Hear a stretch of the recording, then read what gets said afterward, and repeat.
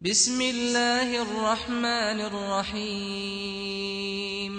الحمد لله حمدا كثيرا طيبا مباركا فيه كما يحب ربنا ويرضى.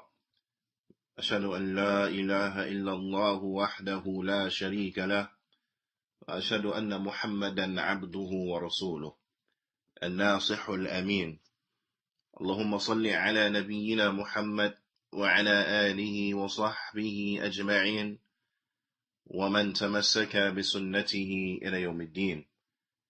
ثم أما بعد.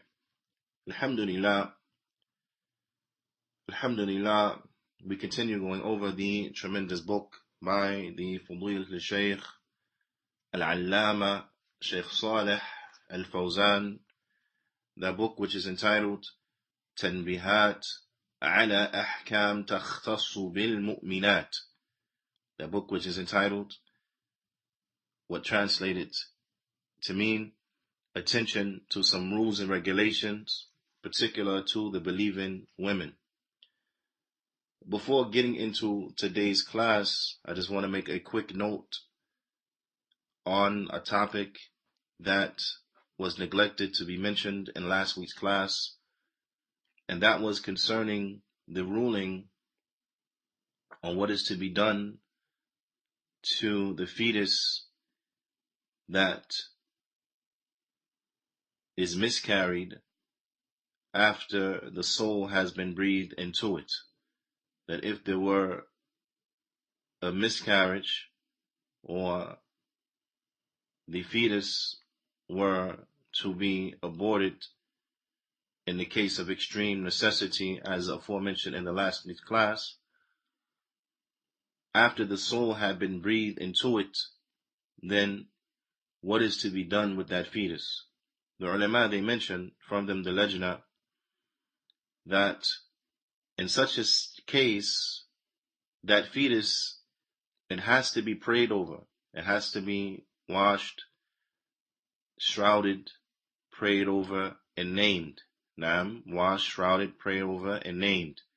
And that this is incumbent, that once a soul has been breathed into the child, if the mother were to miscarry after that point, then it is incumbent that the child, it is washed, shrouded, and prayed over, and named, and given a name. Naam, this is very important. And we are not allowed to surrender the remains over to the hospital, especially here in the West, where they view such remains as being medical waste. They view such remains as being medical waste. So it is incumbent that this also be added, and that we know this, bithnillahi ta'ala, as it is of vital importance and from the rights that have to be fulfilled for the Muslims upon each other. The Shaykh Hafidhullah Ta'ala, after finishing up from the chapters in which we had previously gone over and discussed, the Shaykh Hafidhullah Ta'ala, he gets into the next Fasl Rabi', the fourth chapter or fourth section, wherein it deals with Ahkam Takhtassu bil Libas wal Hijab, those rules and regulations that are particular to clothing and particular to the hijab. Firstly, the Shaykh, he mentions, the first section that he brings inside of this chapter, it deals with the sifat al-libas al-shar'i lil-muslima, the description of the legislative description of the woman's clothes, the legislative description of the clothes of the Muslim woman. And this is very important, that we understand what are the legislative description and requirements of the clothing of the women. It's very important that we understand this in the clothing of the Muslim women, because if we understand this, then perhaps it will answer many questions that one may have. Perhaps it will answer many questions that one may have as to what is permissible, what is not permissible, what is compliant and what is not compliant, so on and so forth. Now, The Shaykh Hafidhullah Ta'ala, he mentions, he says, يجب أن يكون لباس المرأة مسلمة ضافيا يستر جميع جسمها عن الرجال الذين ليسوا من محارمها, is that it is incumbent, it is vital, it is necessary and a must that the clothing of the Muslim women, that the clothes of the Muslim women, that they are abundant and sufficient in covering all of her body, that they are sufficient and adequate in the covering of all of her body from those men who are not from her maharim, those men who are not from her close male relatives whom she can never marry, the likes of her father, the likes of her uncle, the likes of her son, so on and so forth. The men who are not from this category, they are not mahram for her, then she must cover in front of them with clothes that are sufficient in covering all of her body. And this is something that, especially now, when we have, or when we see a commercialization of the hijab, many of the Western companies, the kuffar companies, they call themselves embracing the hijab, showing that they are tolerant, right, open and forward thinking, so on and so forth. So you find that they have fashion lines and models who adorn themselves with a khimar. Now, we're not going to say hijab. It's not hijab, but a khimar. And they put this forward. And many of the Muslim women, they become very happy when they see the likes of this. But when we look at the rules and the regulations and the description of the dress of the Muslim woman, the description of the dress of the believing woman, we find that what we see from how these individuals are adorned and what they are wearing, it is not compliant to the Sharia. It is not compliant to the Sharia. And it is not suitable that it should be worn. And it's not proper that the Muslim woman should adorn herself with the likes of it. But in any event, the kuffar, this is what they are doing. So it's nothing to be happy about. It's nothing to find joy in. But rather we should recognize it for being what it really is. And that is from the onslaught and the attacks of the shaitan. From the onslaught and from the attacks of the shaitan. Because we know the evil of the shaitan. And we know that the shaitan, he will strive to fight against us, even from the path itself, from in front of us. So if the shaitan can't get a woman to totally discard her clothes, if he can't get a woman to totally leave off her hijab, then what is his next course of action? What is his next form of attack? Is that he will get them to not cover properly. If he can't get them to uncover, then he will get them to not cover properly and to believe that this version of covering, which is not proper, is okay and is good, so they don't question it. You understand? So these companies and these Western institutes and what have you, who are now pushing these new lines of hijab and so on and so forth, they are pushing a form of hijab that they feel comfortable with, that they want to become the norm and the status quo. But it is a hijab that is not shari'i. It is not compliant with the sharia. So as Muslims, we should recognize it for what it is. Now, it's a very satanic campaign, and we should recognize this and be aware of this and inform our daughters that this is not our standard. This is not our standard, and these people, they do not set the example for us. Now, but let us look. What is the characteristics of the legislative characteristics for the dress of the Muslim woman? The Shaykh Hafidhullah Ta'ala, he says that it has to be adequate in covering all of the woman's body, especially from those men who are not from her maharim. So the men who are not from her maharim, then her clothes, it must cover her so that they are not able to see from her what they are not allowed to see. Now, the Shaykh, he mentions, he says, وَلَا تَكْشِفُ لِمَحَارِمِهَا إلا ما جرت العادة بكشفه من وجهها وكفيها وقدميها. He says, and as far as her maharim, like her father, her brother, her sons, so on and so forth, from her maharim, then she is not to uncover except that which comes and is normal that it be seen.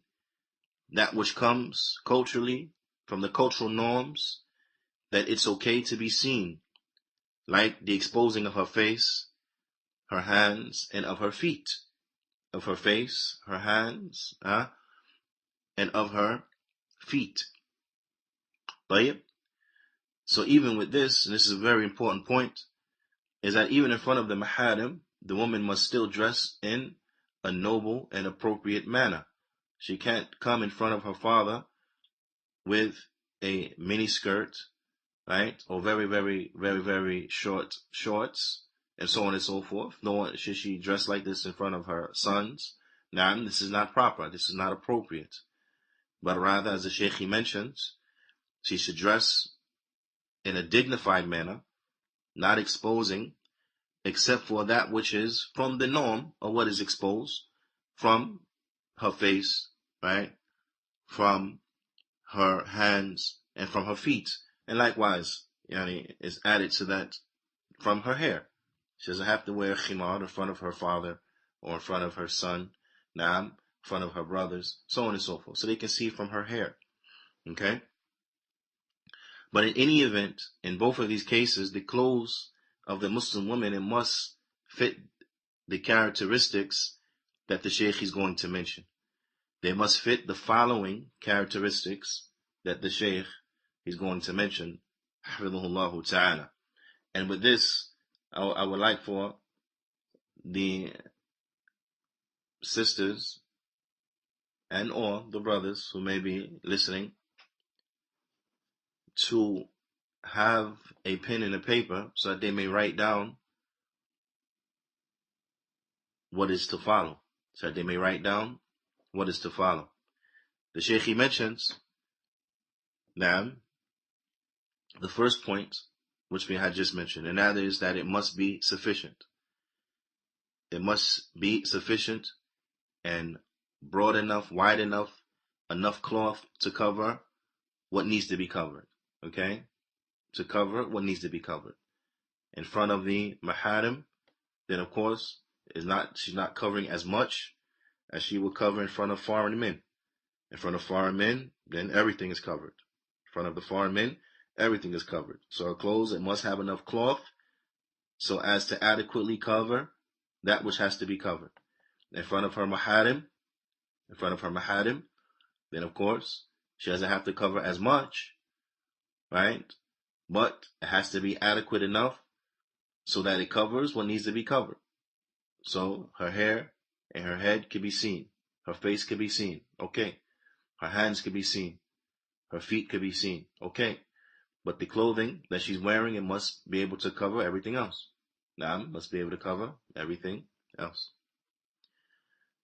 Secondly, أن يكون ساترا لما وراءه فلا يكون شفافا يرى ما وراءه يرى من ورائه لون البشرتها.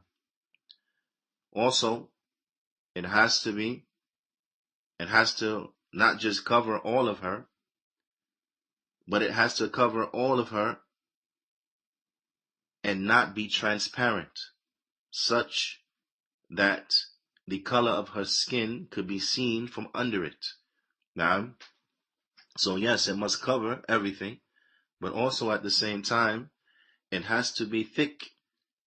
And what I mean by thick, I don't mean particularly thick in the size of the cloth. Like only could be wool or very thick cloth. No, it's not what's meant by thick here. But what is meant by thick, meaning that it's thick enough where you can't see through it. It's thick enough where you can't see through it. It can't be transparent. Some person can't come and say, "Oh, but look, I'm covered." And fairly, they do have a piece of cloth over the whole of their body, but that piece of cloth which is dressed over their body is see-through, so you can see right through it. It's sheer. So they can't be covered with anything that is sheer. Now, it has to be thick enough where it does not allow you to see the color of the skin that is under it. It does not allow you to see the color of the skin that is under it. Now, but that was second. That was number two. So firstly, number one, it has to be enough cloth that it covers what needs to be covered. Okay? It has to be enough cloth that it covers what needs to be covered. Secondly, it cannot be sheer. It cannot be see-through. But it must be thick enough so that you are not allowed to see the color of the skin under it. Okay? Like, and when the color of the skin under it, meaning that regardless of the skin texture. Okay? And I want to mention this, especially when we have these trends now of wearing clothes that match the complexion. This is also a trend.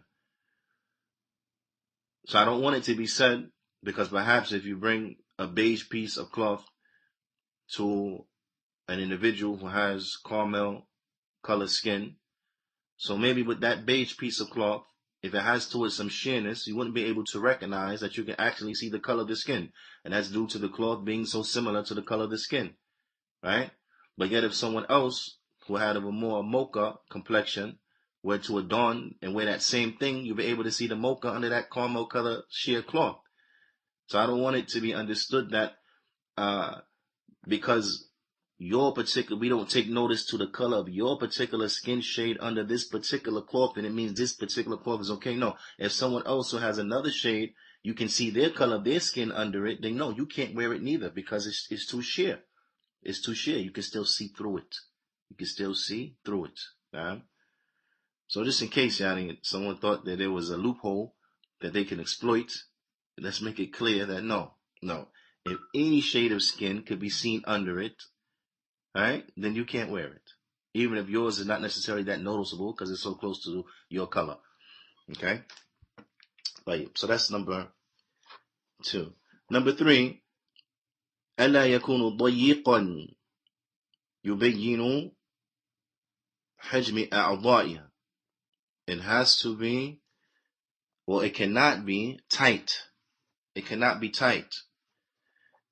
tight such as it shows and it outlines the size of her limbs. Now, and I want sisters to understand this, because this is the clothing, or these characteristics have to be on the clothing that they wear in front of those men who are foreign, and in front of their maharim, and in front of their family members. Okay? That the clothes shouldn't be tight, and what is meant by tight here, is that it outlines and it shows the size of her limbs.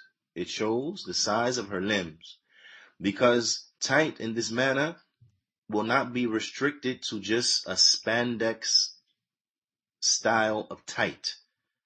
Because some people think, just spandex style of tight or skinny jeans style of tight is what is meant. Of course, that is what is meant. No doubt about it. Of course. But also clothing that is perhaps a little more baggier than that, but still tight enough where it outlines the size of the limb. And doesn't leave much to imagination. This also is not permissible. So they can't say, but look, all of my body is covered with a cloth, and the cloth is thick. You can't see what's under it. You can't see the color of my skin. But if that cloth is so tight and so form-fitting that the size of the limb is outlined and can be seen, then this too is not permissible. The Shaykh, Hafidhullah Ta'ala, he says, فَفِي صَحِّ Muslim, inside of Sahih Muslim, عن النبي صلى الله عليه وسلم, on the authority of the Prophet صلى الله عليه وسلم, أنه قال, verily he said, صنفان من أهل النار لم أراهما, that there are two categories from the people of the fire whom I have not seen. نساء كاسيات عاريات مائلات مميلات رؤوسهن مثل أسلمة البخت لا يدخلن الجنة ولا يجدن ريحها والرجال معهم سياط كأثناب البقر يضربون بها عباد الله. There are two from the people of the hellfire who I have not seen. Women who are clothed yet naked. They are inclined to evil and they incline others towards evil.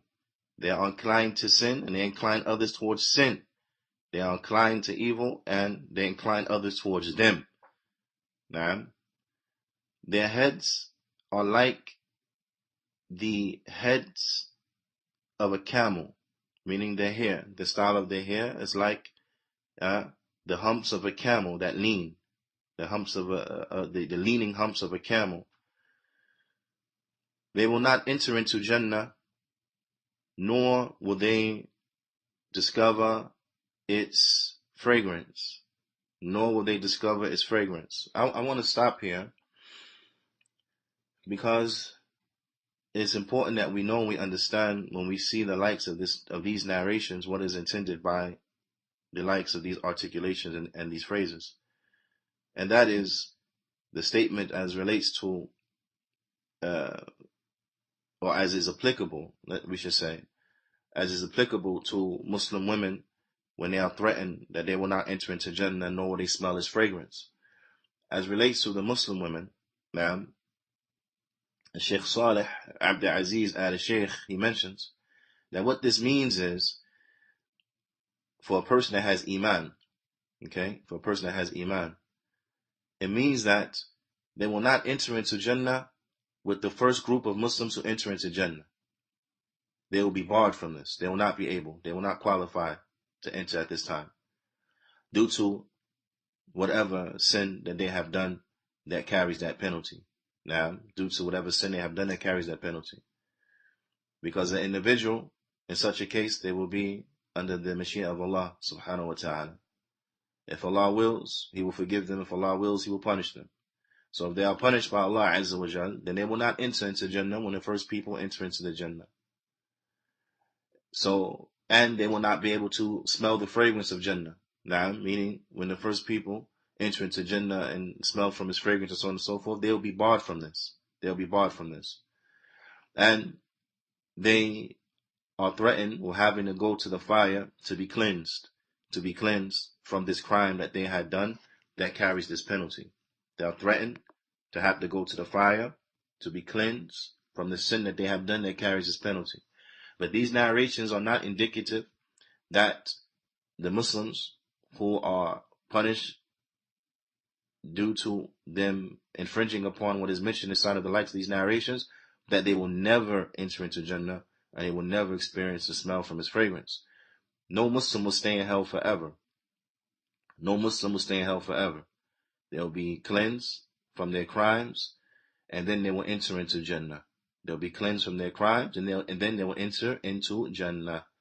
So I want us to understand these narrations well, that if a Muslim woman falls victim to this and she is punished due to this, then yes, she won't enter into the Jannah, meaning when the first people enter into the Jannah, and she won't be able to smell the fragrance of the Jannah. Now, when the first people enter Jannah, smell the fragrance of the Jannah, and she's threatened with having to go to the hellfire to be cleansed of this crime that she has fallen into, and then once she is cleansed from this crime, then she will enter into Jannah, because no Muslim, no one that has Iman inside of their hearts will stay in hell forever.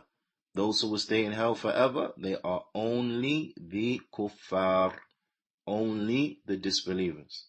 Whereas there is no Muslim, no one that has Iman inside of their heart will stay in the hellfire forever. No. Even if they went to the hellfire to be cleansed, they will eventually come out of the hellfire and they will be entered into the Jannah. Now, in any event, for anyone that has an intellect, for the aqil, for the one who has an intellect, now, going to the hellfire is not an option. Going to the hellfire, right, is not an option. Never should a person say, oh, it's okay, I'll go to hell for a little bit. That's like the statements of the Jews. Huh? It's like the statements of the Jews. None of us should ever fall victim to this mentality. But we should have it on our minds that going to hell for the shortest duration of time possible is not an option. And thus we should live our lives in compliance to such of trying to escape the hellfire so we don't go there for the shortest period of time. Now, this is very important. So, ala kulli hal, it is not worth it being fashionable, wearing these tight clothes, even if you put on a khimar. Subhanallah, wa'iyadu billah. Even if you put on a khimar, having on a pair of tight jeans, hip-hugging jeans, and a very tight shirt, and then you put a khimar on, subhanallah. What are you doing? What are you doing? In any event, the likes of this type of style, clothing style, those who adorn themselves with it are threatened with going to hell. Also, the Prophet ﷺ mentioned, رِجَالٌ مَعَهُمْ سِيَاطٌ كَأَثْنَابِ الْبَقَرِ يَضْرِبُونَ بِهَا عِبَادُ اللَّهِ. There will be men who will have whips like the tail of cows, and they will beat by way of these whips the slaves of Allah. They will beat by way of these whips the slaves of Allah. So there's those men who have this description, beating upon the people with the whips and the like, then they are threatened with the hellfire. Ala kulli hal, the shahid from this hadith is kasiyat aliyat, clothed but naked. Clothed but naked. وقال شيخ الإسلام ابن تيمية, شيخ الإسلام ابن تيمية رحمه الله تعالى, he says in Majmu' al-Fatawa, وقد فسر قوله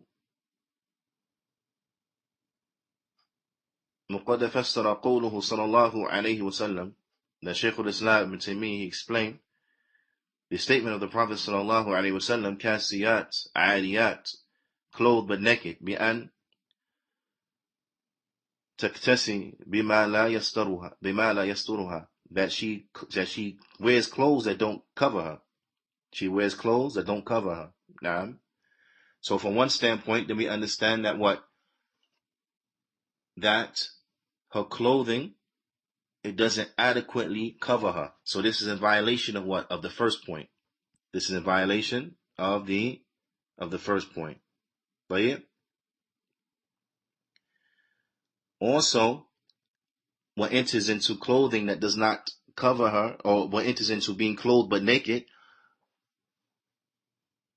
the Shaykh, he mentions وَهِيَ كَاسِيَةٌ وَهِيَ فِي الْحَقِيقَةِ عَارِيَةٌ.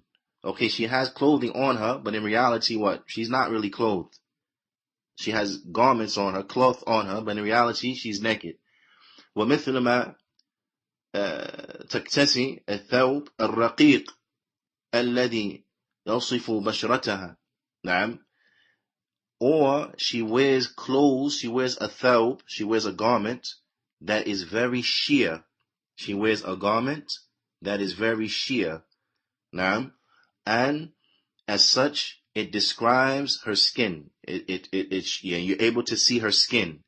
This also enters into what is meant by clothed but naked. Either she doesn't have adequate amount of cloth on, or she has an adequate amount of cloth on, but it's see-through. You can still see through it.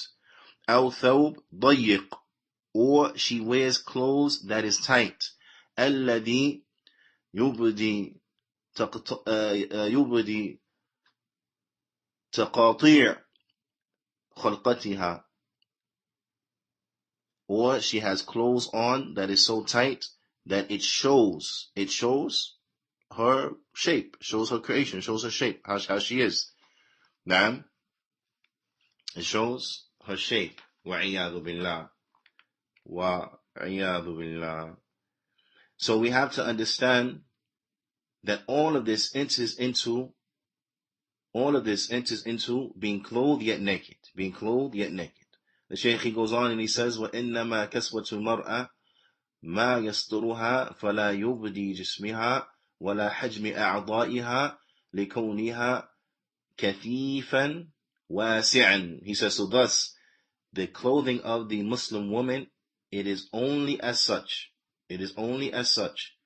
that it does not show or expose her body, nor does it expose or show or outline the size of her limbs, nor it doesn't expose nor outline the size of her limbs due to it being thick enough, meaning thick enough not to see the color of the skin that is under it, and it is wide enough, meaning is wide enough so as such it does not describe the shape of the limb in which it is covering.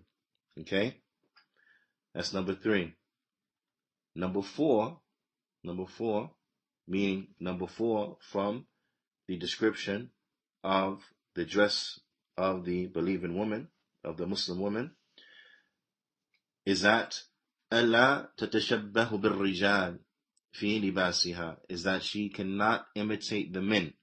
She is not allowed to imitate the men in what she wears. Okay? She's not allowed to imitate the men in what she wears. And of course, the opposite is also true. The opposite is also true. Meaning that men are not allowed to imitate women. Right? Men are not allowed to imitate women and to wear clothing that is the clothing of the women. So all of this nonsense is going on right now, from breaking gender stereotypes. Right? You have fools out there who say, we're going to break the gender stereotype because it's a gender stereotype that women wear dresses. So now you have men, boys, running around in women's dresses. You understand? This is from Shaitan. This is not permissible. So this type of thinking is not modern, it's satanic. This type of thinking is not progressive, it is satanic. This is the thinking of Shaitan. You understand? على كل حال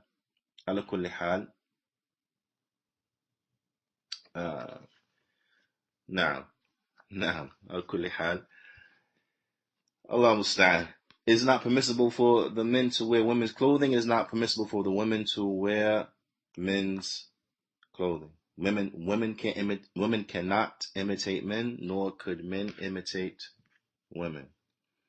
طيب على كل, Sheikh, he mentions, he says that fourthly, the women are not allowed to imitate the men in their clothing.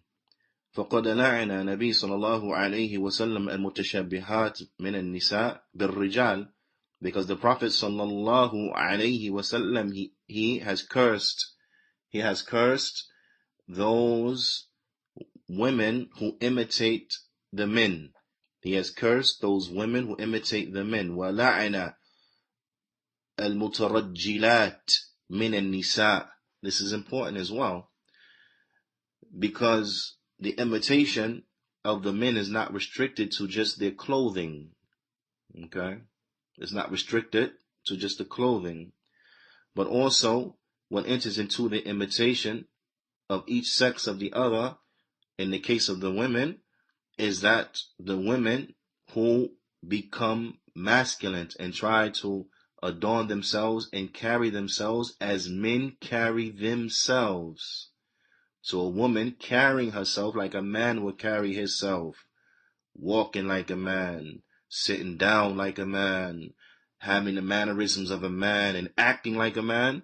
Also, the Prophet ﷺ, he cursed these women. Likewise, on the flip side, the men who act like women are also cursed.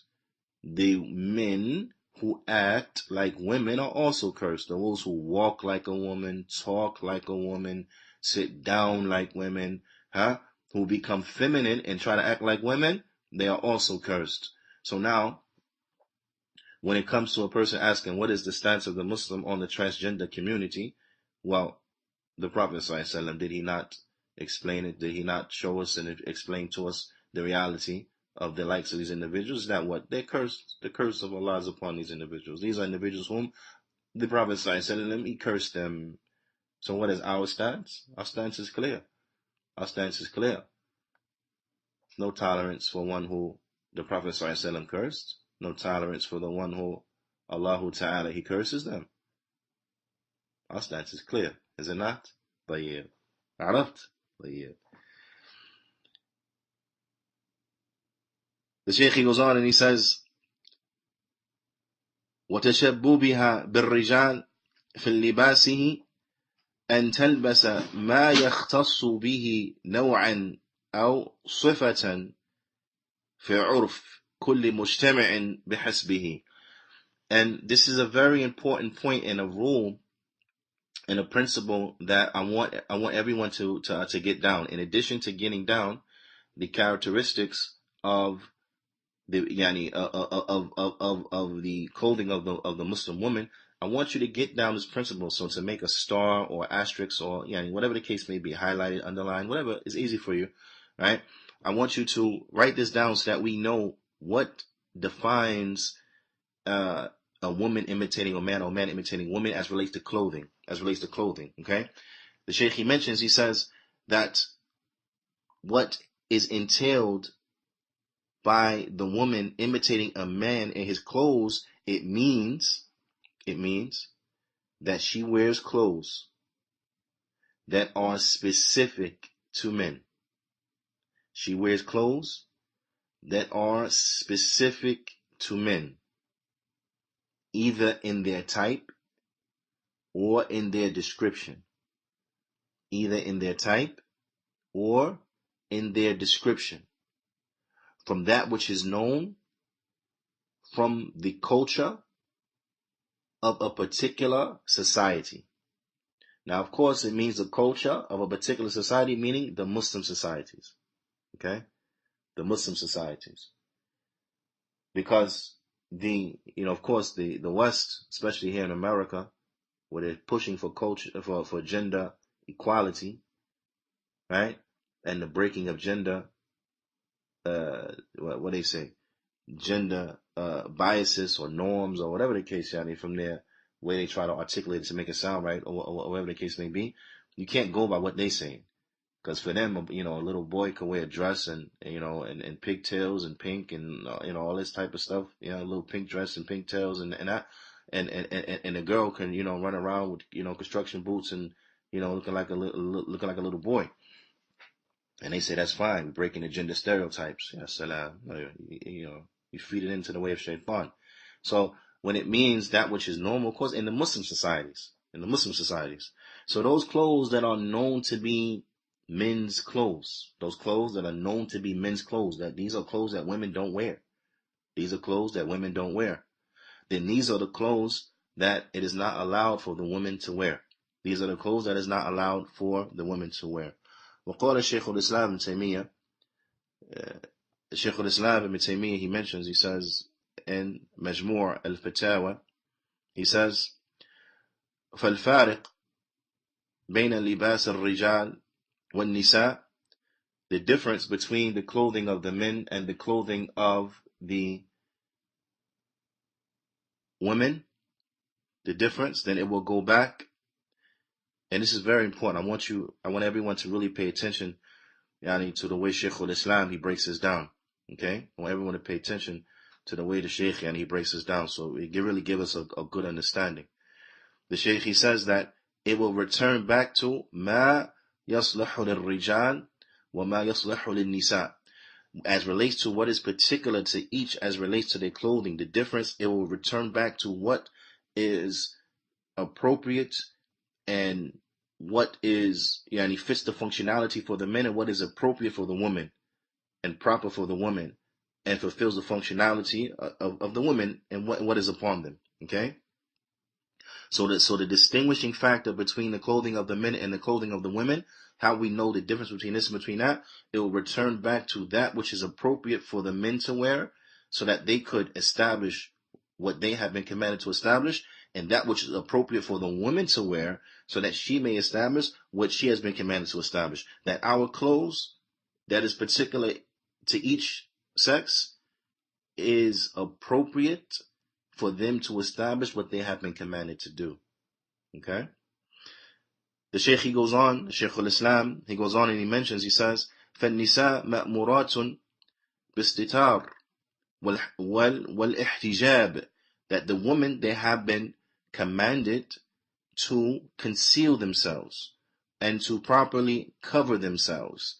دُونَ التَّبَرُّجِ وَالظُّهُورِ, without any type of showing of the adornments. Because remember, a tabarruj means to show and to display the adornments, to show the adornments, right?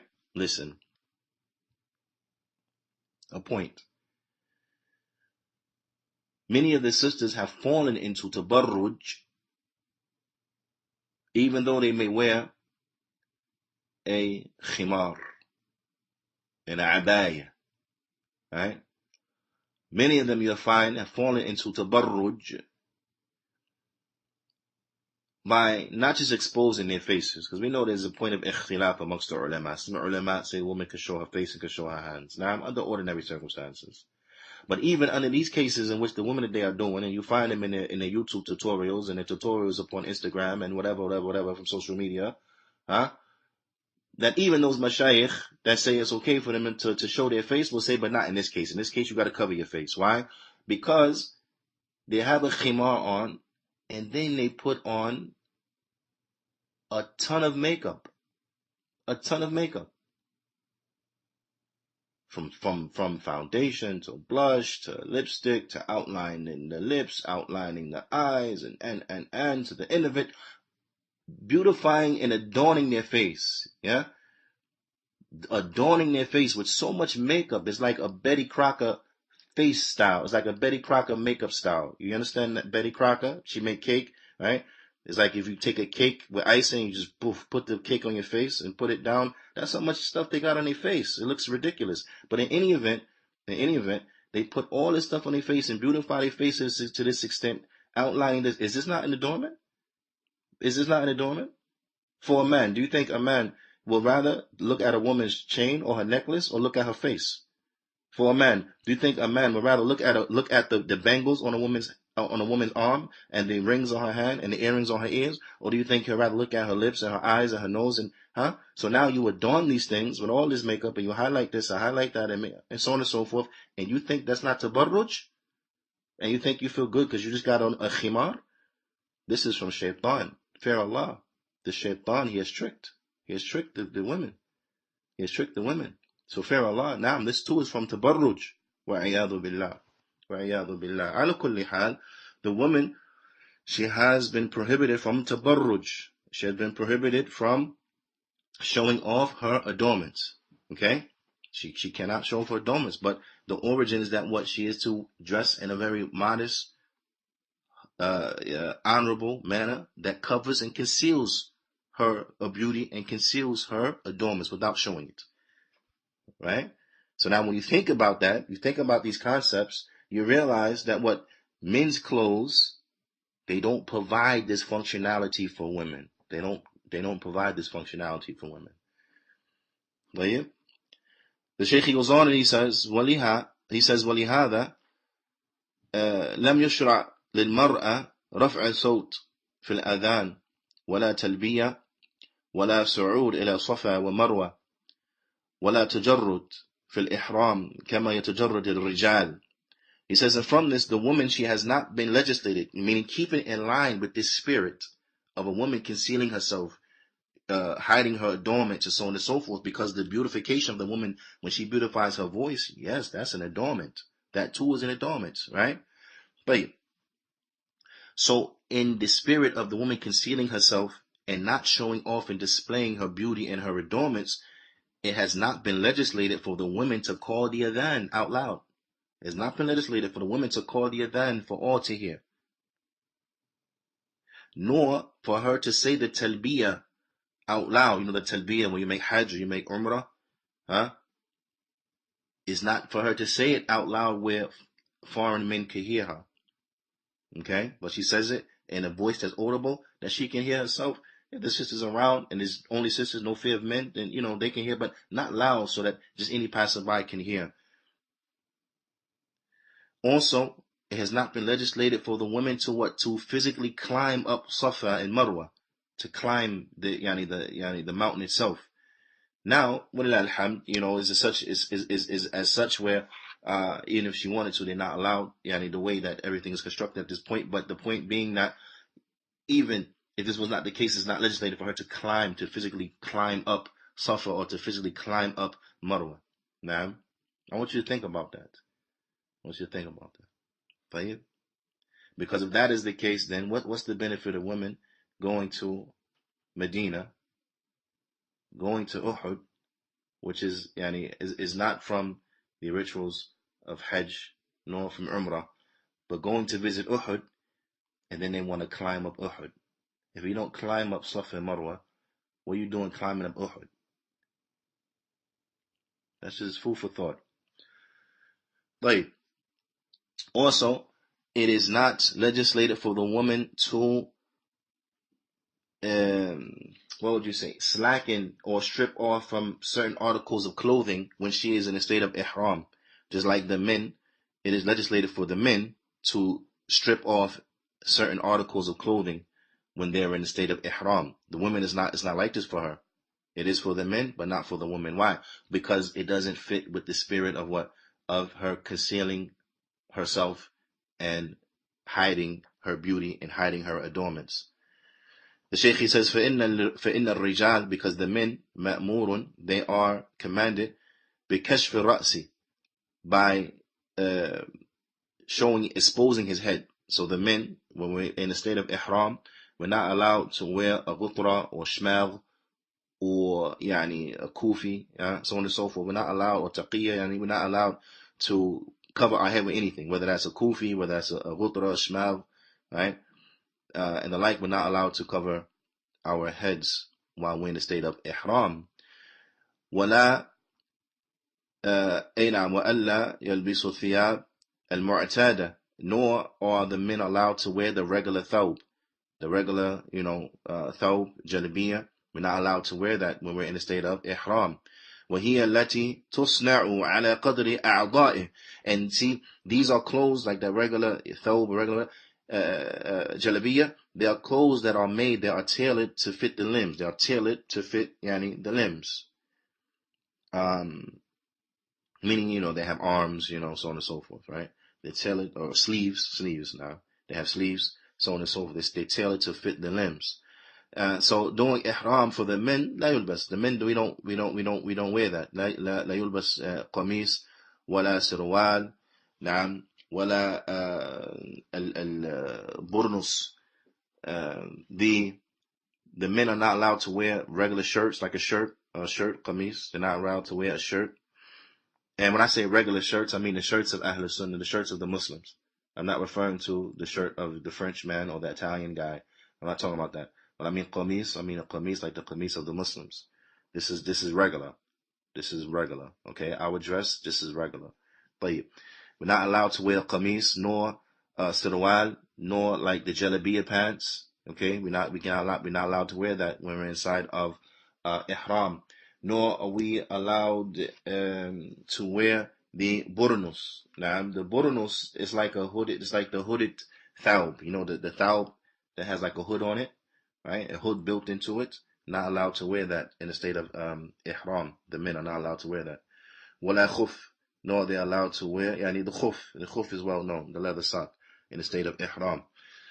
Until the statement of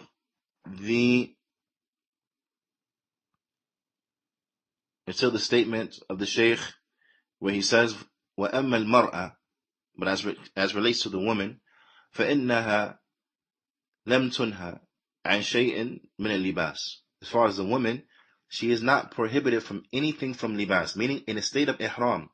See, the men in ihram, there's certain things from clothing they're not allowed to wear. But the women, this is not as such for her. Why? Because these things that are commands for the men, they're not applied to the woman. Why? Because they go against the spirit of her clothing. And the spirit of her clothing is what? Is that it covers her, it hides her adornments, and it hides her beauty. So these rules are not put upon a woman. They're not commanded with these rules.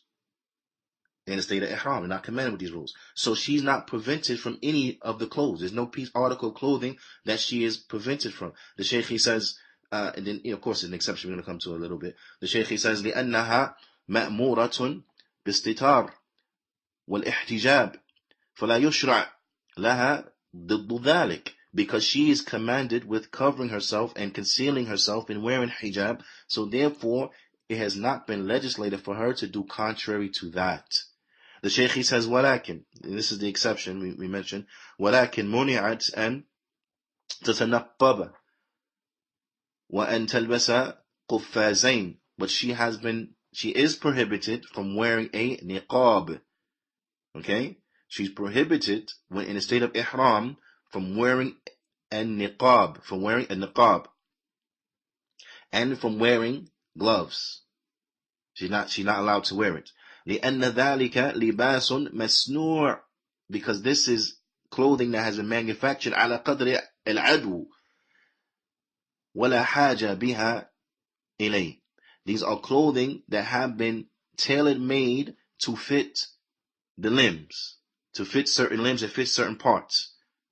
And she has no need for this while in the state of ihram.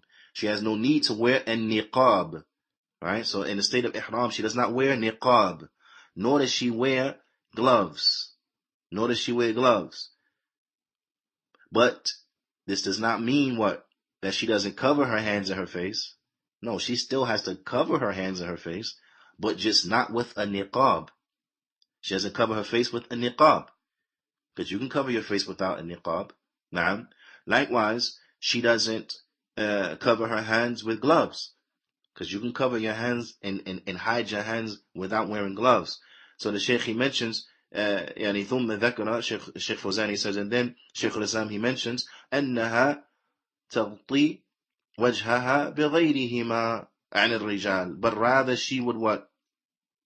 She would cover her face with other than this. She would cover her face with other than a niqab when in the presence of men. Meaning that the extra cloth from her khimar or so on and so forth, she would cover her face with this. So her face is still to be covered, just not with a niqab which has been manufactured specifically to cover the face. She'll cover it with something else, and so on and so forth. Now, the Shaykh, he says, إلى أن قال في النهاية. Shaykh Fawzan, he says, until Shaykh al-Islam, he said at the end of this particular discussion, فإذا تبين أنه لا بد أن يكون بين لباس الرجال والنساء فرق يتميز به الرجال عن النساء. He says, so once it has been made clear that there has to be a distinction between the clothing of the men and the clothing of the women, such as the clothing of the men is distinct from the clothing of the women. نعم. وأن يكون لباس النساء فيه من الاستتار والاحتجاب ما يحصل مقصود ذلك.